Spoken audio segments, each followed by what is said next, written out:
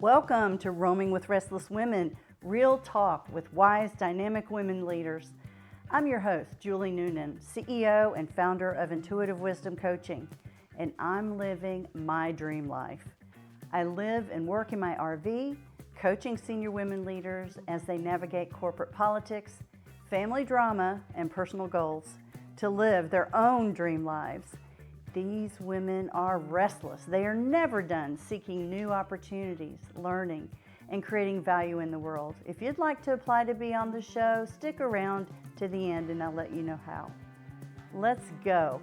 Welcome back to Roaming with Restless Women. Today I have Janet McConnell. Janet is a healthy longevity advocate. She's a fitness educator, author, and speaker dedicated to helping people age strong and thrive. I love the age strong. I'm loving it. A bodybuilding competitor approaching the age of 70, Janet is living proof that it's never too late to build strength, vitality, and resilience. Her journey began with a personal health transformation that reshaped her life, leading her to empower others through evidence-based strategies for longevity. Janet emphasizes the key pillars of lasting health: nutrition, exercise, and movement, prioritizing sleep, and this is really important that we don't hear about a lot, is building community, showing how small, sustainable habits can lead to vibrant, fulfilling life at any age. With years of experience sharing her insights at health and wellness events, Janet delivers practical, evidence-based strategies in an engaging and relatable way. Whether through interviews, workshops, or speaking engagements, she inspires people to take charge of their health and embrace aging as a time of strength, vitality, and possibility. Thank you so much for coming on the show, Janet. I appreciate it. Well, thank you, Julie. It's a pleasure to be here. And I think it's always fun to talk to someone I have never spoken with before who is like-minded. We're all out there. We are, and we are not done. I'll tell you that. Yes. So, how did you start in your journey towards this passion of yours? When did this happen and why? Well, it's funny because I never started out to be a fitness advocate. I was young. Who cares about healthy aging? I mean, Oh, yeah. Yeah, no kidding. I grew up in a very healthy way. My parents gave me a good foundation. I was very athletic, and my parents were very into healthy eating. I don't know Nice. why, because I mean, in the 50s and 60s, everybody was smoking and drinking. So I don't know how I happened to get a couple of vegetarian parents who raised an organic garden. They weren't even hippies. They just thought it was the right thing to do. So I had a really good foundation. And so because I was healthy, I kind of took it for granted, to be perfectly honest. I grew up into my 20s. I was like, working out. I mean, I just came this way. I don't know what all the talk is about, you know, having to go to the gym. So Right. I started my career, got married, was checking off all the boxes and loved my job and traveled all over the country. And pretty much, I was just figuring out the other day, I saw 47 states in the time that I was working in like 10-year industry. So, Wow. yeah. What did you do? Well, I was my corporate job. I was a school teacher first, so that was definitely not traveling. Yeah. And so I taught school for 13 years, like Uh-huh. middle school and junior high. And then my husband and I really wanted, we were both teachers and wanted to go into corporate life. And we both wanted to go into private business, but knew that one thing in the way was not having our master's degrees yet. So Mm. we moved to Arizona, went to ASU, got our master's degrees in our various fields.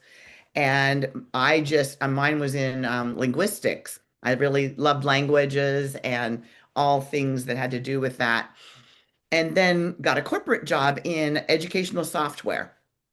And so, Cool. yeah, it was great in a way because I was going right back into the school environment in education, but instead I was helping. helping schools improve their performance and be able to still be authentic in their teaching, but to be more strategic in how they would place their lessons, how they would articulate everything so that they would have better results and just helping them be more organized. And it was very satisfying. It was a lot of fun. Oh, sounds Yeah. great. Well, so I got into that and wasn't paying any attention at all to health. I was- And traveling, as I will tell you, I traveled for years as a consultant, and it does not lend itself to healthy eating or exercise. So tell me about your time in traveling and what happened after that. Yes, that's you're absolutely right. If you are going to maintain a healthy routine, you have to be very intentional and you Mm-hmm. have to be even more determined to stick to the plan regardless of how you feel. And it's just, even though it's still hard to change habits, it's much easier at home because you have a controlled environment and you're not dealing with lots of unknowns. So I proceeded down my path and I really was winning at work, but personally, health-wise, I was losing. Mm. So I was becoming unhealthy. I was gaining weight. I wasn't too concerned. I'm tall, so it kind of distributes, but I knew I was not looking my best. And I thought, well, I'm in my 40s. It's gonna happen. I kind of did what a lot of people do is like, well, it happens to everyone, and so just don't sweat it. Oh, well, then I went for an annual physical, and my doctor said it had been a couple of years. I had missed a year. So he said, I don't know what you've been doing, but your blood work is terrible. You've got high blood pressure, high cholesterol, high triglycerides. You're borderline obese. I'm really concerned. You have the signs of early heart disease. Oh, goodness. I was 46 and he slid prescriptions across the table to me, and there's stuff that my grandmother was taking. And I'm like, Oh, yeah. no. And of course, as unfortunately as sometimes happens, and of course this was, you know, 20 some odd years ago, almost 30 now, where, yeah, it was more like 30 years ago, doctors did not start their plan for you with nutrition and exercise. No, It not at all. is the best prescription. And I realized that, and I just thought, you know what? I'm not even doing a thing. I should at least give my body a chance. And Yeah.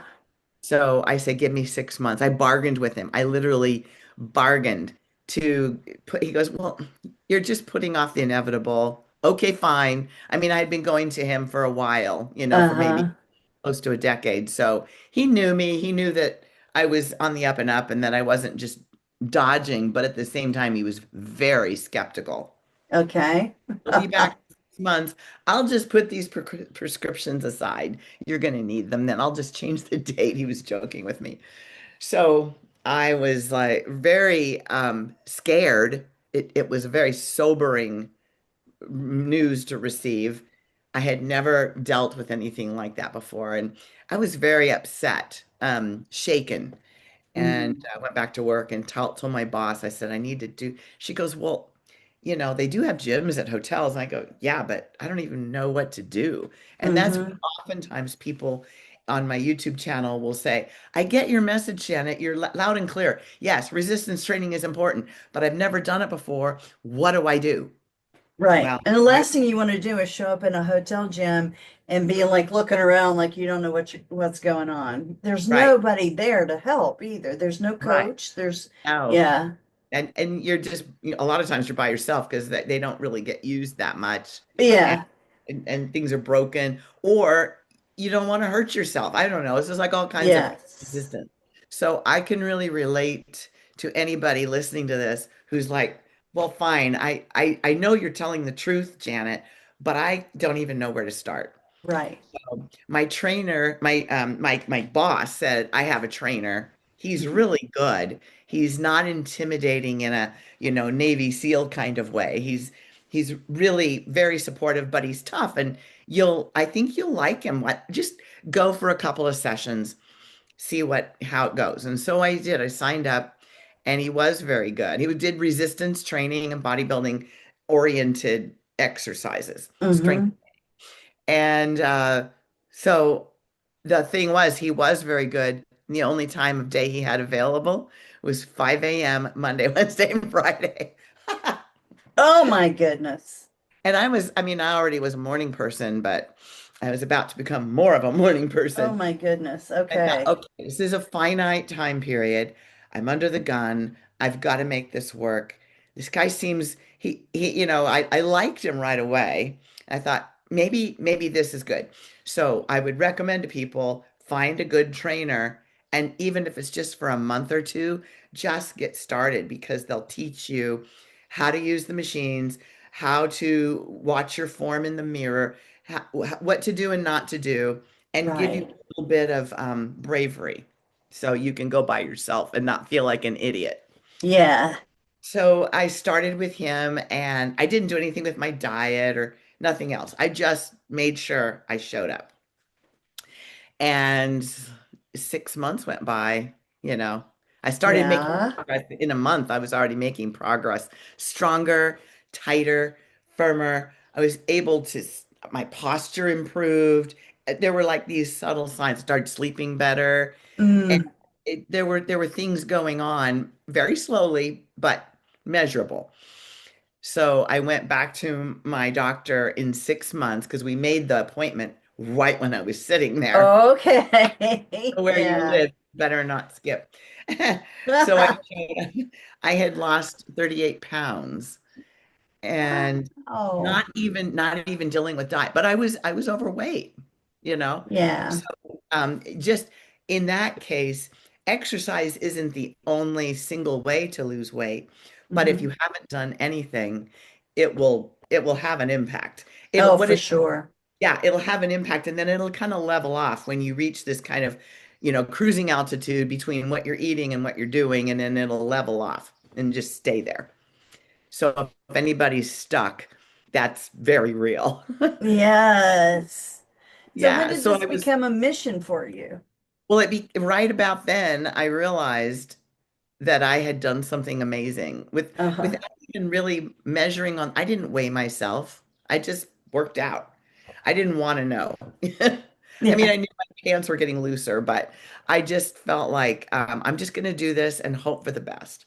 So I, got through that first hurdle and thought that's pretty amazing that all I really had to do, I didn't have to diet and diet and diet to lose weight. I just exercised.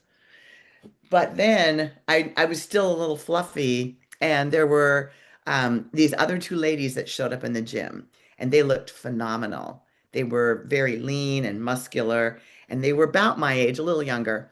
And I asked my trainer, they're doing the same exercises, they were lifting the same weights. And I thought, what? Why do they look like that and I look like this? And we're doing the same exercise. And he goes, oh, Mm. Janet, those are bodybuilding competitors. They're going to be on stage in 5 weeks. And so they're really having to diet strategically Oh, because, wow. yeah, because what you have to do as a bodybuilder, which also works in real life, by the way, for people who are not competitors, is to eat in such a way that you lose fat but retain your muscle. So what happens with calorie restriction and not moving and not lifting heavy things is you lose weight for sure, but it's both fat and muscle. So when you your Yes. goal, you're frail or kind of like soft and not Hmm. no shape, like there's nothing in there. And so they can't do that. They're getting on stage to display their hard work. The last thing I want to do is lose it. Well, that really lit a fire under me. So I said, give me the diet now. Yeah. And so that's how I became a bodybuilding competitor. But in the process of that, I absolutely transformed my body in such a way that people didn't recognize me.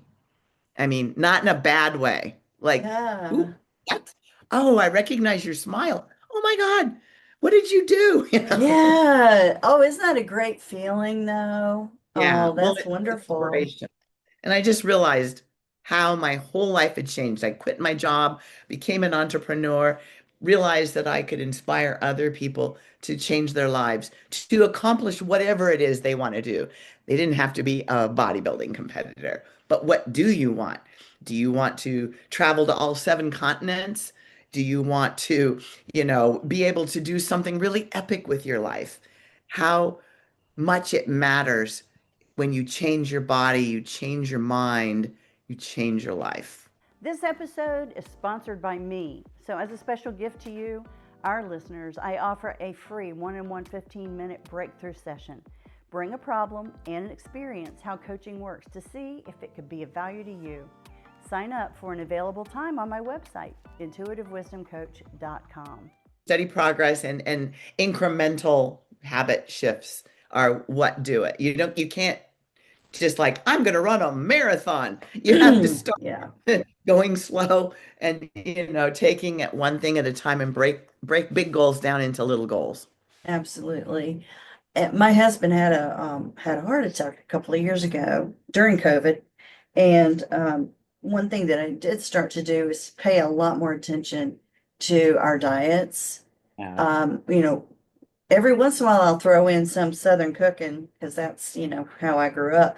But very rarely do we have anything that is, calorie heavy or Pride or mainly making sure that we get a lot of vegetables, not so much fruit. I'm diabetic, so I have to watch that. But um, there comes a time when you realize, hey, I feel better when I yeah, eat this way or when I walk this much or whatever. And you don't want to lose that over time. And you do, you lose some stuff naturally.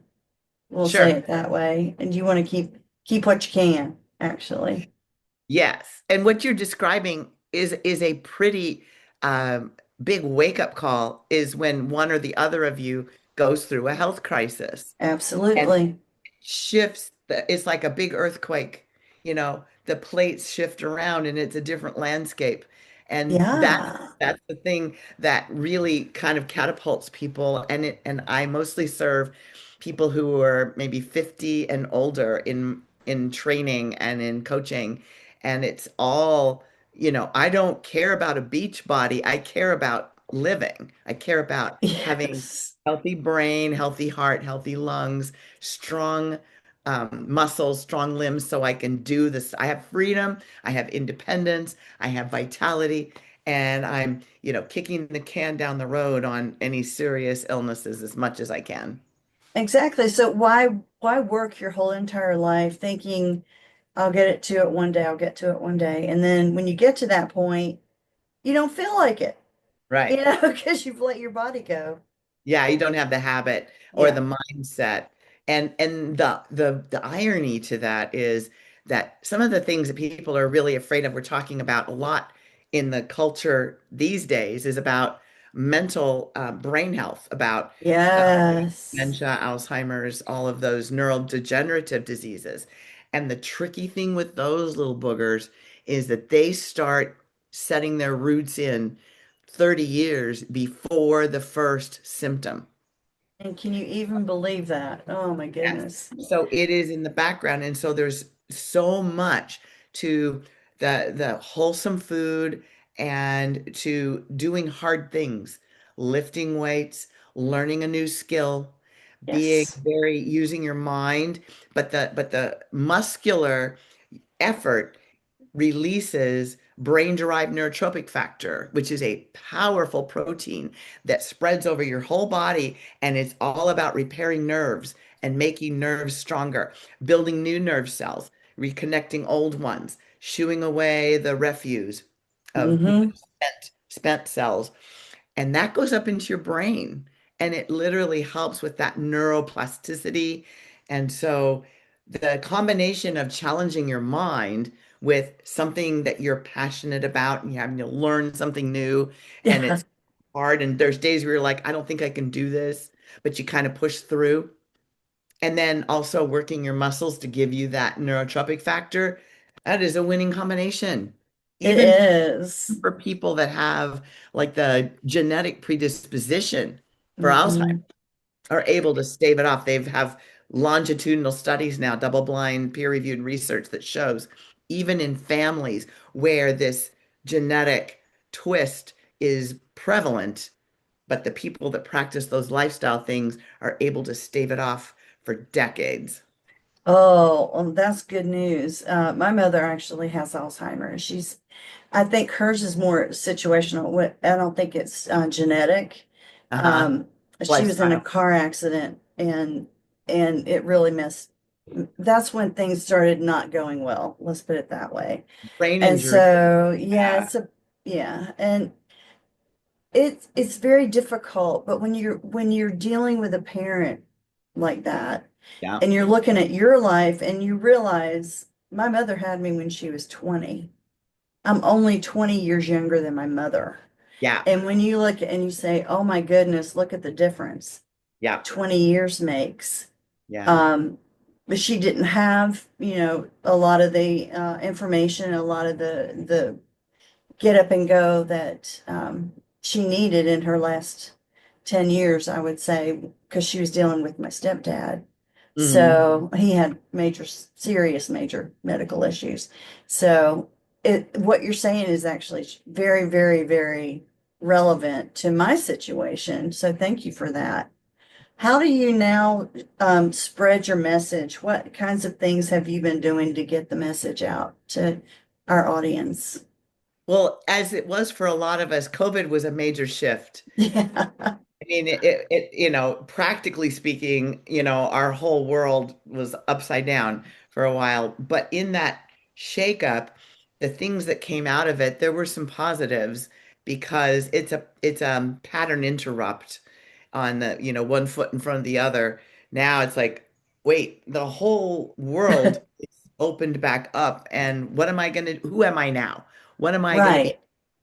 And I realized I love fitness training, but I wanted a wider audience. I wanted more impact, more relevance to a wider group of people because I feel that this message is so important.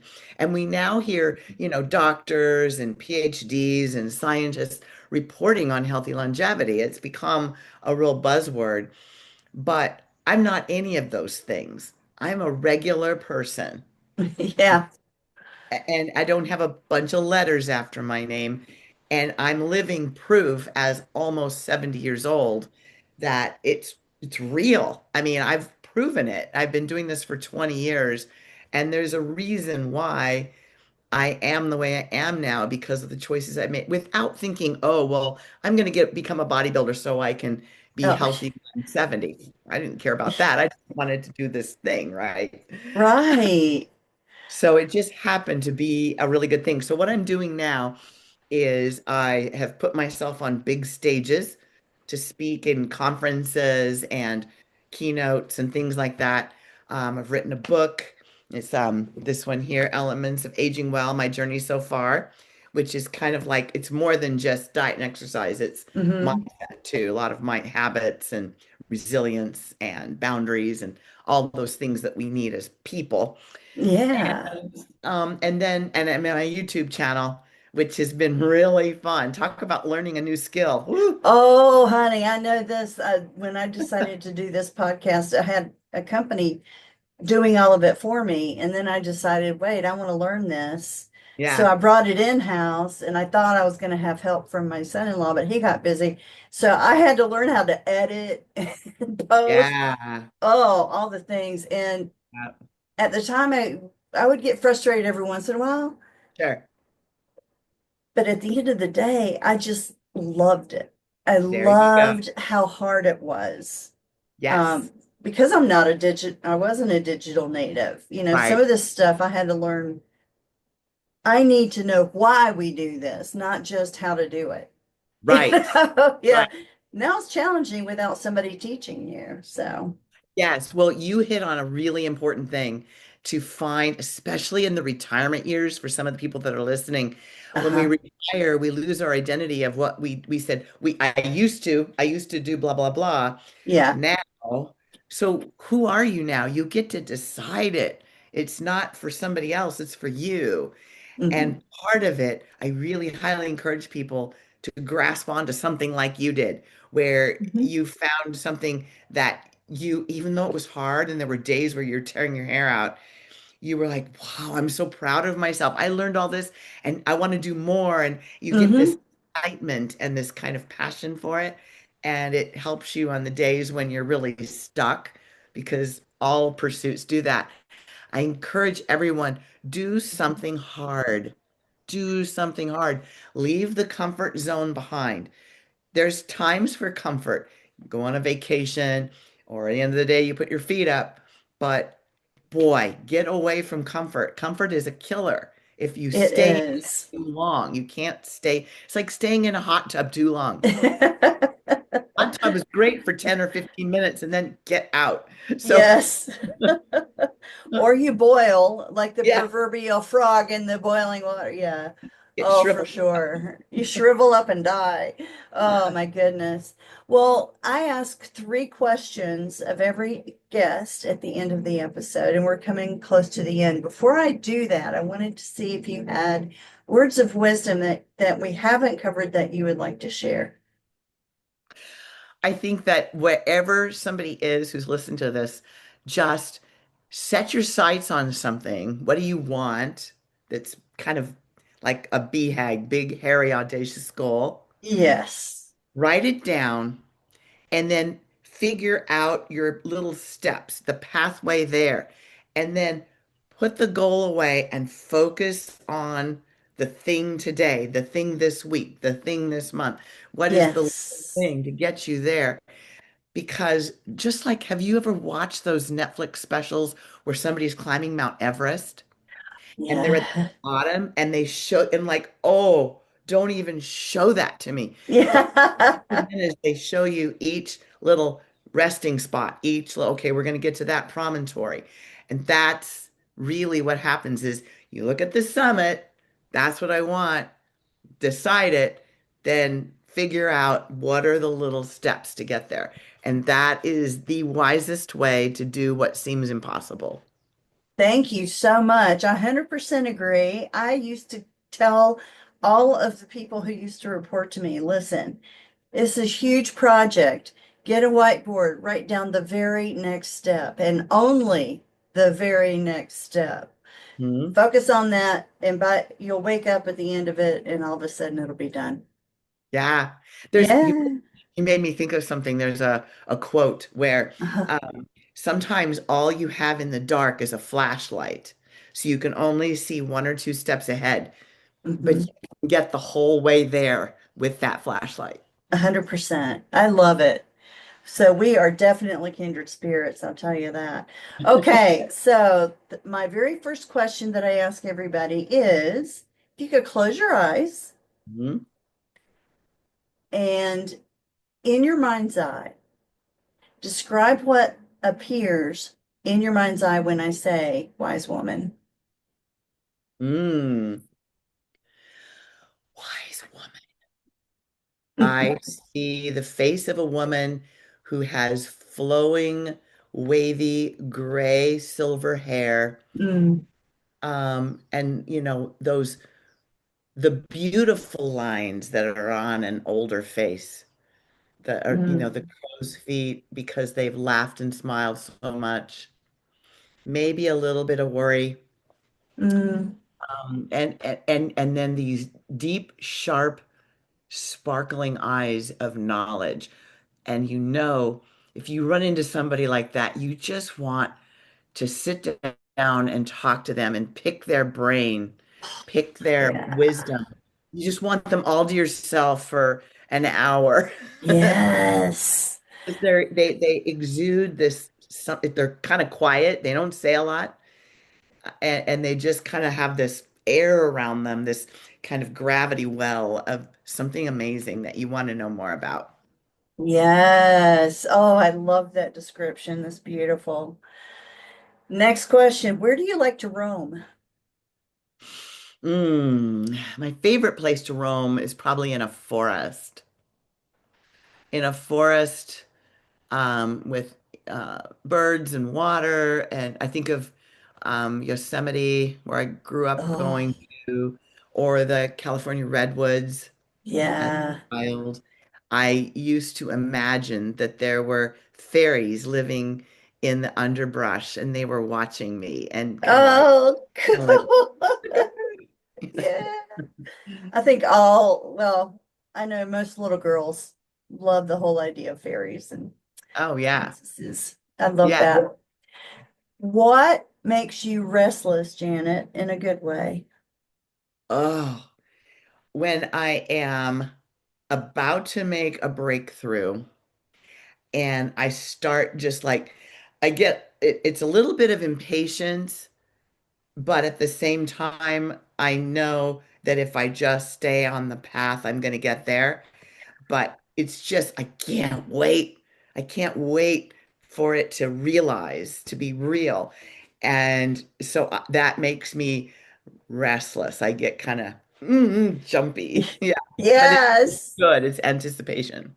Anticipation and restlessness are partners, and they can go in one of two ways. Restlessness can be a bad thing, or restlessness can be a good thing. Yes. I love being restless in a good way because that means that I'm continuing to grow. Yes. So, very good. I love your definition as well. All right. Well, guys, let me just tell you, it has been a pleasure talking with Janet today. I would like for y'all to please pay attention to the show notes because I've got her LinkedIn profile as well as how to reach her, how to get to her YouTube channel, etc. So you can go out and listen to her advice and her guidance as you think about building your healthy journey. We'll talk to you later and have a great week, everybody. Thank you so much, Janet. Thank you, Julie. I'll talk to you soon. All right. Julie Noonan here. Thank you so much for listening to Roaming with Restless Women. If you're a successful senior woman leader who would like to be on this program, please visit podcast.intuitivewisdomcoach.com. If you enjoyed this interview, please share this episode on social media and make sure to subscribe so you don't miss any future episodes. Your thumbs ups and reviews go a long way.